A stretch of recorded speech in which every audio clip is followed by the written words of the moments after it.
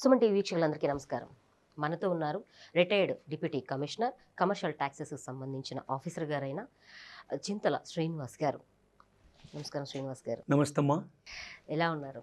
చాలా బాగున్నామమ్మా. ఎలా ఉంది మీరు రెస్పాన్స్ అనేది మనం ఇంతకుముందు చేసిన ట్యాక్సెస్కి సంబంధించి?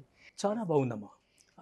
అనేక వర్గాల నుండి చాలా ఉపయోగపడుతుందని, తర్వాత వాళ్ళకి నిత్య జీవితంలో కూడా వాళ్ళు అనుభవించుకుంటున్నామని అద్భుతమైనటువంటి స్పందన ఇస్తున్నారు.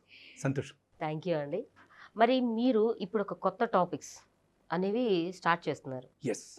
అందరూ ఏంటంటే పంచాక్షరి మంత్రం అంటే ఓం నమ శివాయ అనే పదమే పంచాక్షరి మంత్రం అనేది తెలుసు అందరికీ. కరెక్ట్ అమ్మా.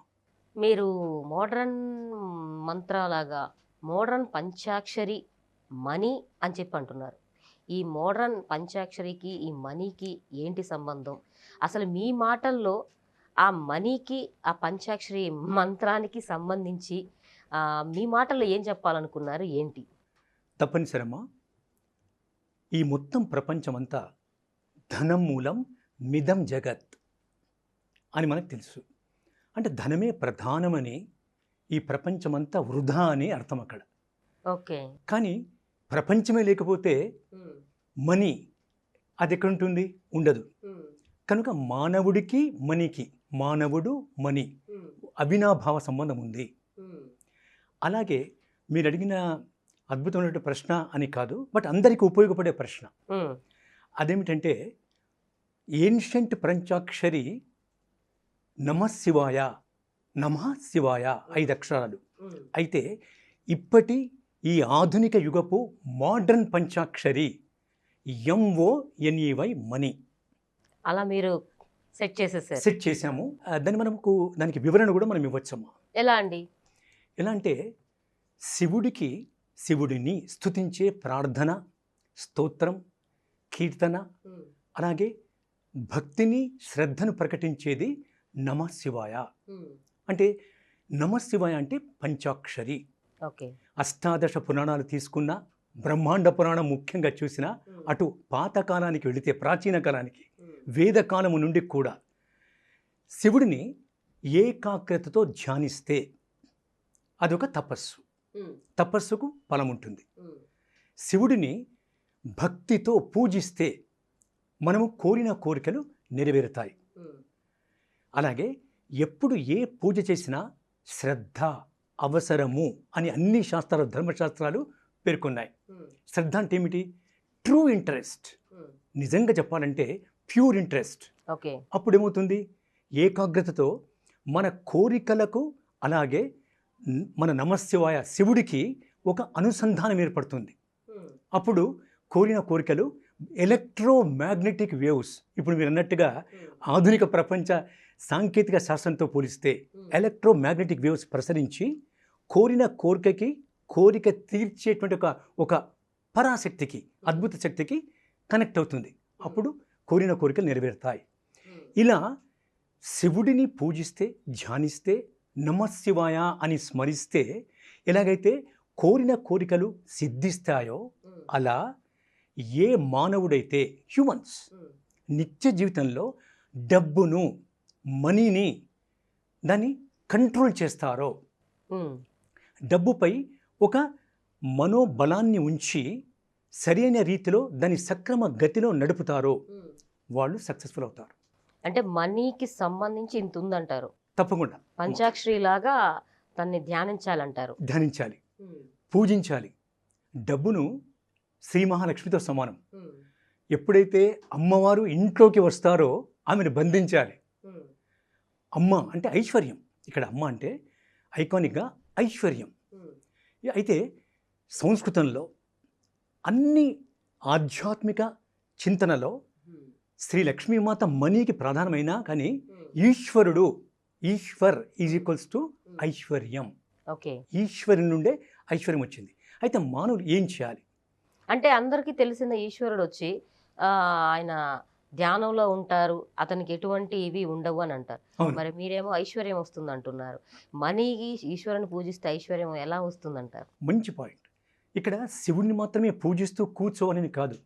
శివుడు యోగ నిద్రలో ఉన్నా కానీ విశ్వాన్నంతా కూడా తను చేసేటువంటి ఒక కర్తవ్యాన్ని పూర్తిగా తాను నిర్వర్తిస్తూ ఉంటారు. ఓకే. విశ్వాన్ని, మానవుల్ని కాదు విశ్వాన్ని. అయితే మానవుడు ఇచ్చానంటే డబ్బుని మనీ, MONEY. అయితే డబ్బు లేనిదే ఈ రోజుల్లో మనం ఏదీ సాధించలేం. లేదండి. ఎస్.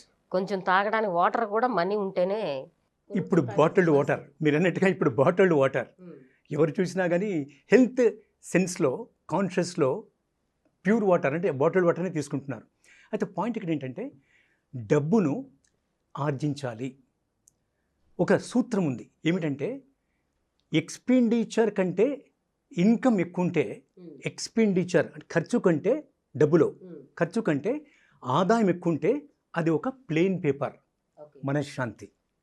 కానీ ఇన్కమ్ తర్వాత, ఇన్కమ్ అంటే ఏంటి, ఆదాయం వచ్చిన తర్వాత సేవింగ్, పొదుపంటూ చేస్తే దీనికి సాధన, లైక్ నమశివాయ, దీనికి కూడా ఒక సాధన అవసరం, ప్రాక్టీస్. అయితే ఒకటి ఖర్చు తక్కువ, కొంచెం ఆదాయం ఎక్కువ, ప్లెయిన్ పేపర్, శ్వేతపత్రం. అయితే ఆదాయము ఉంటుంది, సేవింగ్ ఉంటే అది గోల్డెన్ పేపర్. ఓకే. అలా మనిషి కూడా గోల్డెన్ పేపర్లా ఉండాలి.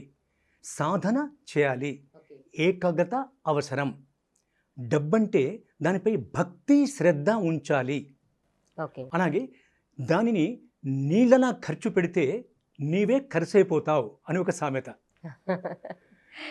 ఓకే, చాలా మంచి విషయం అండి. అయితే అమ్మ మరొక మాట, ఈ ప్రస్తుత ప్రపంచ ఎకనామిక్స్లో, ఎకానమీలో మనకి అమర్త్య సేన్ ప్రపంచ ప్రఖ్యాత ఆర్థిక శాస్త్రవేత్త, నోబెల్ బహుమాన గ్రహీత, ఆర్థిక శాస్త్రంలో వారు చెప్పింది ఏంటంటే సింప్లర్ టర్మ్స్ నుండి you go to complicated.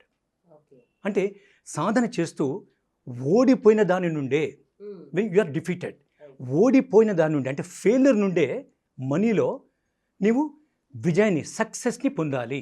Okay. అలాగే ఈ సందర్భంలో సెల్యూకస్ నికెటర్ అని అలెగ్జాండర్ ద గ్రేట్ అప్పుడు భారతదేశాన్ని పాలించడానికి ప్రతినిధిగా పెడతాడు. ఒక చోట సెల్యూకస్ నికెటర్ ఓడిపోయేటువంటి సందర్భం వస్తే గుంటలో దాక్కుంటాడు. ఒక చీమ ప్రయత్నిస్తూ అది పైకి వెళ్ళిపోతుంది.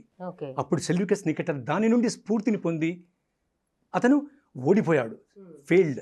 కానీ ఒక చీమను తీసుకొని ఇన్స్పిరేషన్గా పైకి వెళ్ళి తన ధ్యేయాన్ని సాధిస్తాడు. అమర్త్య సేన్ అన్నట్టుగానే డబ్బు విషయంలో మనిషికి ఏకాగ్రత అవసరం. Discipline is most important. Discipline. ఏ మనిషి అయితే డబ్బును ఎలా ఆచితూచి ఖర్చు పెడతారో, ఖర్చు పెట్టడం ఈజీ బట్ సంపాదించడం చాలా కష్టం. కానీ నా ఉద్దేశంలో ఈ ప్రస్తుత ప్రపంచ ఆర్థిక వ్యవస్థలో competition, money like Hinduism, Christianity, Muslim, Islam and all, money కూడా ఒక ఇజం ఉంది, ISM, మనీ ఇజము. ఈ మనీ ఇజ్ని సంపూర్ణంగా అర్థం చేసుకొని కుటుంబ సంక్షేమానికి, తద్వారా సమాజ ప్రగతికి, తద్వారా దేశం కూడా అన్ని రకాలుగా వృద్ధి చెందడానికి ప్రతి ఇండివిజువల్ ముఖ్యమే. ఒక భవనంలో ఎలాగైతే ఒక్కొక్క ఇటుకతో గోడలు, ఆ తదుపరి మొత్తము భవనాన్ని నిర్మిస్తామో అలా మనం కూడా ఒక్కొక్క మానిటరీ మనీ యూనిట్, కరెన్సీ. ఈ సందర్భంలో ఒక ముఖ్య విషయం చెప్పాలి దీనికి అన్వయిస్తూ. కరెన్సీ అనేది ఒక గ్రేటెస్ట్, జోనాథన్ స్విఫ్ట్ ఏమంటారంటే అందరికీ ఉన్నది టైం ఒకటే, 24 గంటలు.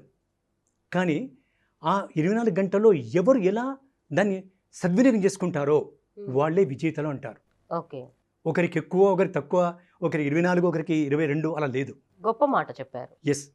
సో దాన్ని దృష్టిలో పెట్టుకొని మనమంతా కూడా ఈ ప్రస్తుత ఆర్థిక వ్యవస్థలో మిట్టాడకుండా సజావుగా జీవితం డబ్బుతో సాగాలంటే జాగ్రత్త పడాలి. అంటే ఏదైనా సరే ఆ ఓం నమ శివాయ మంత్రాన్ని మనీకి కన్వర్ట్ చేసుకుని అందులో ఉన్న ఏదైతే భక్తి శ్రద్ధలు ఉంటాయో మనీకి సంబంధించి కూడా అంతే భక్తి శ్రద్ధలతోటి అది సంపాదించడం కావచ్చు, సేవింగ్ చేసుకోవడం కావచ్చు, ప్రణాళికాబద్ధంగా చేసుకుంటే సక్సెస్ అవుతారు అనేది మీరు తెలియజేస్తారు. అందులో ఎంతోమందిని ఉదాహరించారు కూడా. అమర్త్య సేన్ లాంటి గొప్ప వ్యక్తులను కూడా మనకి మళ్ళీ గుర్తు చేస్తారు ఇవన్నీ కూడా, ఆర్థిక శాస్త్రవేత్తలని. థ్యాంక్ యూ అండి, థ్యాంక్ యూ సో మచ్ అండి. విన్నారు కదండి, పంచాక్షరి మంత్రానికి అదేవిధంగా మనీకి సంబంధించిన విషయం అనేది ఏమిటి, ఆ ప్రత్యేకత ఏమిటి, ఎలా సంపాదించాలి, ఎలా ఖర్చు పెట్టాలి, ఏ విధంగా భక్తి శ్రద్ధలతోటి ఆ శివుణ్ణి పూజిస్తామో అదేవిధంగా మనీని కూడా అంతే భక్తి శ్రద్ధలతోటి పూజించాలి, సేవింగ్ చేయాలి, అదేవిధంగా ప్రణాళికబద్ధంగా లైఫ్ని లీడ్ చేసుకోవాలని చెప్పి మనకి ట్యాక్సెస్కి సంబంధించి ఎలాంటి ఇన్ఫర్మేషన్ ఇచ్చారో మనీ సేవింగ్స్కి సంబంధించి కూడా ఒక మంచి గొప్ప పదాన్ని మనకి అందరికీ కూడా పరిచయం చేశారు శ్రీనివాస్ గారు. థ్యాంక్ యూ అండి, థ్యాంక్ యూ సో మచ్. ఈ వీడియో కూడా మీ అందరికీ కూడా నచ్చుతుందని ఆశిస్తూ మళ్ళీ మనీకి సంబంధించిన టాపిక్స్ తోటి మీ ముందుంటాను. నమస్తే.